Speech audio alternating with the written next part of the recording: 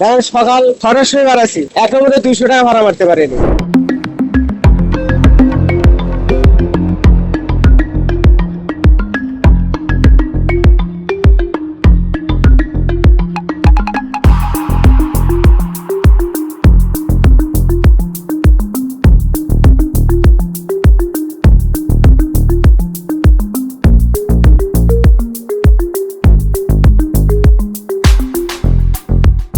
Auto রিক্সার পরে এখন ওরা আন্দোলন করবে, আন্দোলন করে তো কোনো কাম হবে না। এখন সরকার যে পরিস্থিতি নেবে এই পরিস্থিতি চলা নাই। আর ওই অটো রিক্সার কারণে আমরা বাংলা গাড়ি, আর ওরা সাইড দেয় না, রাস্তাঘাটে সাইড দেয় না, হুরুম ধুরুম করে গাড়ি চালায়।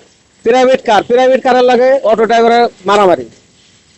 আর আমরা রিক্সা চালাই, আস্তে আস্তে ও প্রাইভেট কারের সাইড দেই, মাই দেই, আমরা দেখে শুনে গাড়ি চালাই। আমাদের ধৈর্য আছে, আর ওর কোনো ধৈর্য নেই।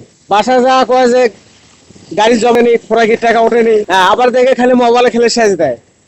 আর আমরা রিক্সালা, আমাদের যদি 500 টাকা কামাই, এটাই আল্লাহর কাছে অনেক শান্তি। আমাদের কোনো সমস্যা না, আমাদের কোনো সমস্যা নেই, সমস্যা অটোওয়ালাদের। আমাদের এই যাত্রী উঠলে যাত্রী মনে করে 10 টাকার ভাড়া 20 টাকা দেয় দয়া করে। যে রিক্সা চালা, ওরা অত অটো চালাতে পারে না। এই সারাদিনে 300 টাকা ভাড়া দেয়, কেউ ওঠে না, সবাই তাতে যাওয়ার লেগে অটো রয় না, তাতে যাইব। আমার তো যাইতে তো সময় লাগে, ওদের তো সময় লাগে না। ওরা 4 দিয়ে 30 টাকা, 30 টাকা, 50 টাকা, 30 টাকা জায়গা।